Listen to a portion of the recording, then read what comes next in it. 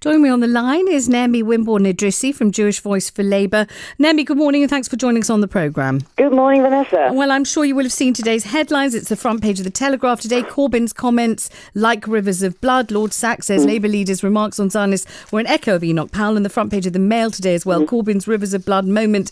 Ex-chief rabbi accuses Labour leader of suggesting Jews are not fully British. And I wonder what you make of those comments by Lord Sachs. Well, I can only agree with what the Labour Party has said. Offensive and absurd.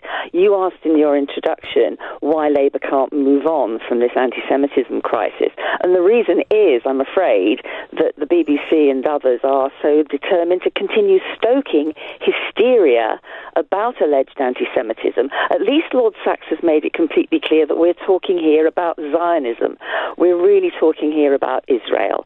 And I want to tell your listeners that although the former chief rabbi comes across as very urbane and very thoughtful, and in many contexts he absolutely is, he's a leading Orthodox rabbi on the world stage, he is a supporter of the most extreme elements in Israeli society. And I'm going to quote to you from Haaretz, an Israeli newspaper, which described an event that Rabbi Sachs supported actively last year.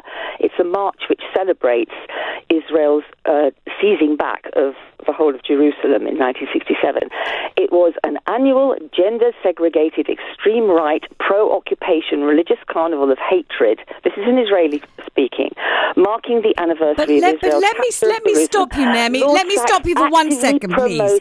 Let me stop you. No, but wait a second, because it will be quite clear to every single one of my listeners what you're doing here. What you're doing is you're replacing a comment or a criticism of what Jeremy Corbyn, the Labour leader, has said with criticism of something that Lord Sachs has supported or done. And hang on a minute. And we're not here to discuss the history of Lord Sachs. Lord Sachs isn't well, we're not, are we? I'm not talking about. It really isn't relevant to this. It's relevant to a debate on something that Lord Sachs has done or said, and particularly if he were to be a political leader. But we're talking today about a crisis in the Labour Party. I mean, a big story in the Evening Standard last night.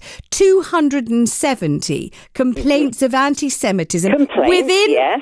Well, what do you mean? What do you mean by repeating the word complaint? Yes, complaints of anti-Semitism. Hang on a minute, because I haven't finished. Complaints of anti-Semitism in the Labour Party. But 1 second, that only 70 of them are being investigated, and 200 complaints of anti-Semitism from within the party. This isn't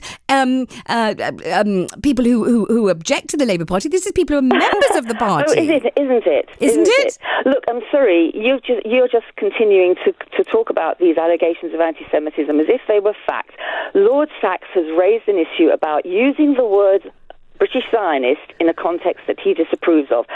Jeremy Corbyn was talking at a meeting where a Palestinian representative, a leading Palestinian representative, had been abused by a couple of Zionists in the room. I have met those people. They specialise in going around and disrupting Palestinian meetings. I have chaired meetings at which they have catcalled and shouted and abused people.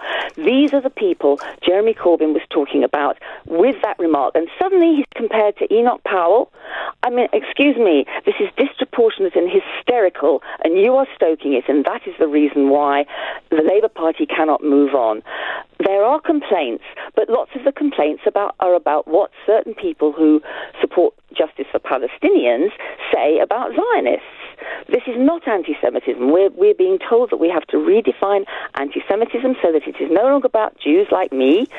It is about people of a particular political persuasion, and this is so destructive. I think your listeners and your the audience for the BBC are becoming increasingly baffled by this. Why can we not talk about real racism in our society? Please. We have Tommy Robinson and the Football Lads Alliance going around smashing up left-wing bookshops. Are you suggesting that the BBC prompted or encouraged Lord Sachs to make this response? So then, in what way could the BBC or any other news agency or any newspaper be accused of stoking something if they haven't incited it? Then it behoves us, does it not, to report on it and indeed to invite you to come and comment on it. In what way are we stoking it? Because you are headlining offensive and absurd allegations against the leader of the major political party in an atmosphere which is destroying serious political discourse about racism, about anti-Semitism, and about Israel and Palestine. And I think it's shameful. Why do 200 complaints remain uninvestigated within the party? Because the complaints are... some of the complaints are malicious. The party has been thrown into complete disarray.